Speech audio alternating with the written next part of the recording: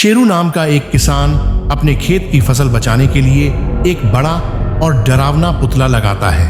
यह पुतला पुराने फटे कपड़ों में लिपटा था। गांव वाले उसे चेतावनी देते हैं कि स्तुषी यह पुतला रात में जिंदा हो जाता है, लेकिन शेरू ने उनकी बातों को अंधविश्वास समझकर अनसुना कर दिया।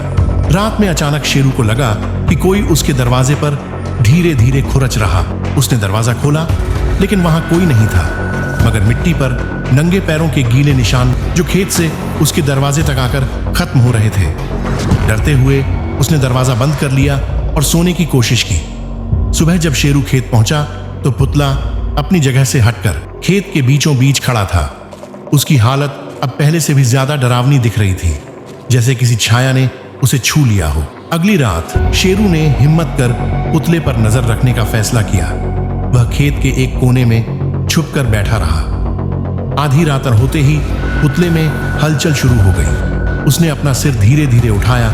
उसकी खाली आंखें कुछ चमकने लगीं और मुंह से फटी फटी हंसी अटमानी की आवाज आने लगी। फिर पुतला अचानक ही खेत से उतरकर चलने लगा, सीधा शेरू के घर की ओर। शेरू ने उसे रोकने की कोशिश की, लेकिन पुतला जैसे हवा में तैरता हुआ बढ़ता रहा। जैसे ही वह दरवाजे के पास पहुंचा, उसकी मां फुसफुसाहट कर रोने गूंजी, अब मेरी जगह तुम्हें लेनी होगी। अगली सुबह गांव वाले शेरू को खोजने उसके घर पहुंचे।